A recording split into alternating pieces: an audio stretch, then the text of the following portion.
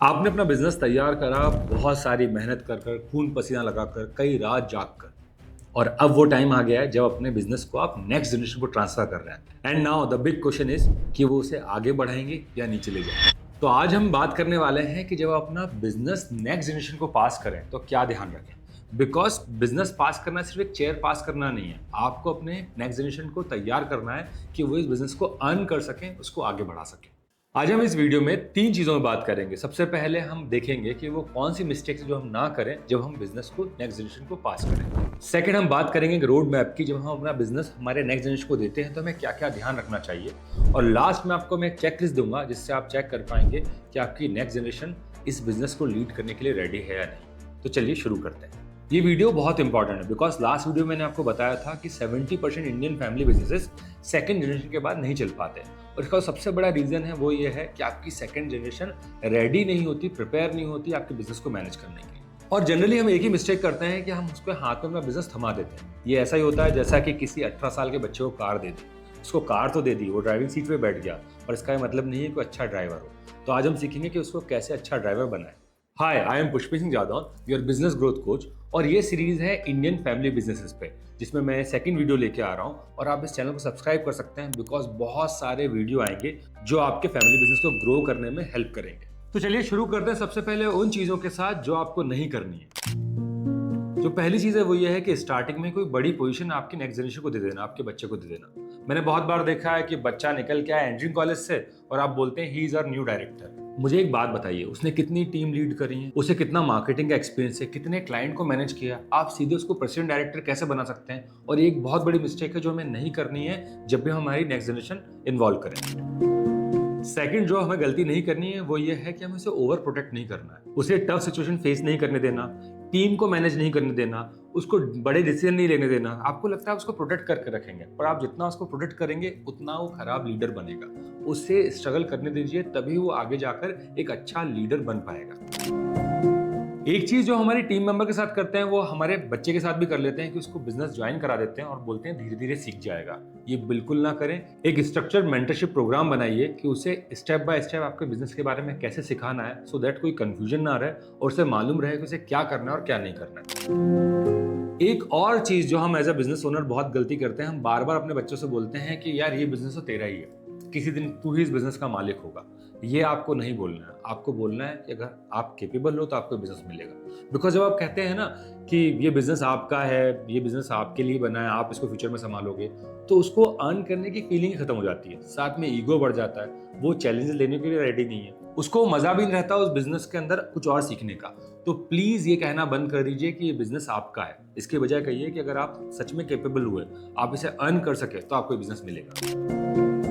एक और गलती हम करते हैं जो आपको नहीं करना है, जब भी आपकी नेक्स्ट जनरेशन को आप इन्वॉल्व करो, पहले दिन ही मैट्रिक्स सेट कर लेना कि ये मैट्रिक्स हम आपके चेक करेंगे कि आपका परफॉर्मेंस कैसा है, सो दैट उनको भी पता हो कि उन्हें परफॉर्म करना है, उसके बाद ही बिजनेस मिलेगा। आप उनको लेकर आए, कुछ चेक ही नहीं कर रहे हैं, तो उनके पास भी गोल्स नहीं रहेंगे, वो भी फोकस नहीं रहेंगे, और वो उस बिजनेस को संभालने लायक कभी बन नहीं पाएंगे। लास्ट चीज जो आपको ध्यान रखना है कि आपको ये अज्यूम नहीं करना है कि आपकी ब्लड लाइन है, आपका खून है, तो ये अपने आप सीईओ मटेरियल होगा। देखिए, आपने बहुत अलग स्ट्रगल देखे थे, उस टाइम मार्केट अलग था, कंपटीशन अलग था, वो सब आपके बच्चे को नहीं मिले। तो आप ये अज्यूम कर लें कि ये भी मेरे साथ निकलेगा, पॉसिबल ही नहीं है। इसकी जगह उसको प्रिपेयर करना है, उसको रेडी करना है, और उसके लिए आपको बहुत सारी चीजों का ध्यान रखना पड़ेगा। अगर आप चाहते हैं कि आपकी नेक्स्ट जनरेशन आपके बिजनेस को आगे ले जाए, तो don't prepare the business for them, prepare them for the business. यहाँ मैं आपको अब step by step road map दे रहा हूँ जो आपकी हेल्प करेगा उनको अपने बिजनेस में इन्वॉल्व करने के लिए। जो सबसे पहली चीज है, give them early exposure. Early exposure बोले तो जितनी जल्दी हो सकता है, 10 साल 15 साल पहले से ही, जब आप उनको बिजनेस हैंडओवर करना चाहते हैं, उसके 10 साल 15 साल पहले से ही आप उन्हें बिजनेस में इन्वॉल्व करें। उनको फैक्ट्री विजिट कराएं, क्लाइंट से मीटिंग कराएं, जो भी आपकी मेन डिस्कशन है उसमें इन्वॉल्व करें। उनको बोलिए कि वो ऑब्जर्व करें कि हम कैसे काम करते हैं, और ये आपके पहले 2 या 3 साल होना चाहिए। The next point is educate them with intent. देखिए, सिर्फ MBA करने से कोई बिजनेस नहीं संभाल सकता, आपको बहुत सारी चीज़ों में उनको इन्वॉल्व करना पड़ेगा। आपको लग रहा है कि आपके बच्चे की ग्रेजुएशन खत्म हो चुकी है, तो कुछ मार्केटिंग के कोर्स, कुछ लीडरशिप के कोर्स, कुछ फाइनेंशियल एजुकेशन, सेल्स, आपको जहाँ लगता है जो आपके बिजनेस में काम आ सकता है, उन सबके कोर्स करवाइए। उसको कई सालों तक बिजनेस मटेरियल रीड करने के लिए दीजिए, बिजनेस मैगजीन दीजिए, सो दैट उसका माइंडसेट बड़ा हो सके, उसको वो विजन आ सके कि एज अ लीडर उसे क्या काम करना है। जो अगली चीज आपको करनी है वो है कि इनसे क्वेश्चन पूछना स्टार्ट करना है कि आप ये काम कैसे करेंगे। अगर ये प्रोडक्ट मैं आपको देता हूँ तो उसमें आप क्या चेंज करेंगे, जो सेल्स की पिच है वो कैसे चेंज करेंगे, जो डेली के ऑपरेशन में उसका आपकी क्या इनपुट है।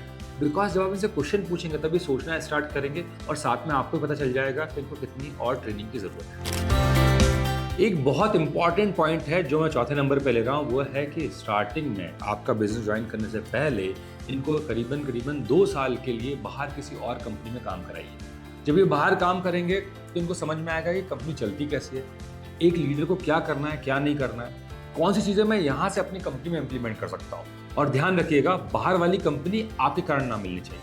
ऐसा ना हो कि अपने दोस्त के यहाँ जॉब करने के लिए भेज दीजिए, उनको खुद को सर्च करने दीजिए, वो खुद जॉब ढूंढें, वो खुद काम करें 2 साल 3 साल, उसके बाद अपने बिजनेस में उनको लेकर आइए। जब भी आपकी नेक्स्ट जनरेशन आपको ज्वाइन करती है तो सबसे पहला काम उन्हें स्टार्ट करवाइए नीचे से, एग्जीक्यूटिव लेवल पे, चाहे वो मार्केटिंग टीम हो, सेल्स हो, मैन्युफैक्चरिंग हो, जहाँ एग्जीक्यूटिव लेवल है वहाँ स्टार्ट कराइए और वहाँ से उनको बढ़ने का मौका दीजिए।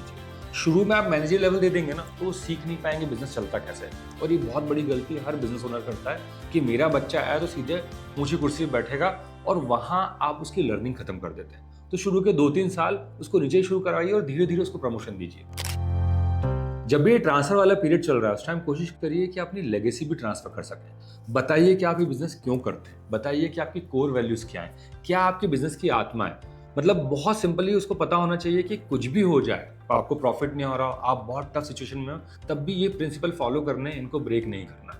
और ये बहुत इंपॉर्टेंट चीज़ है बिकॉज आपकी जब नेक्स्ट जनरेशन आती है उसको पता ही नहीं है कि इस बिजनेस का बेस क्या है, और वहाँ फाइट होती है आप में और उसमें, बिकॉज वो बेसिक प्रिंसिपल को तोड़ना स्टार्ट करता है। तो जितना पीरियड है इसमें आपकी कोर वैल्यू, आपके प्रिंसिपल जो कोई चेंज नहीं कर सकता, वो आपके नेक्स्ट जनरेशन को बिल्कुल अच्छी तरह से सिखाने हैं। The last point is coach them, don't control them. मतलब उनके इनपुट आने दीजिए, उनको काम करने दीजिए, उनको रोकिए मत, उनको सिखाइए।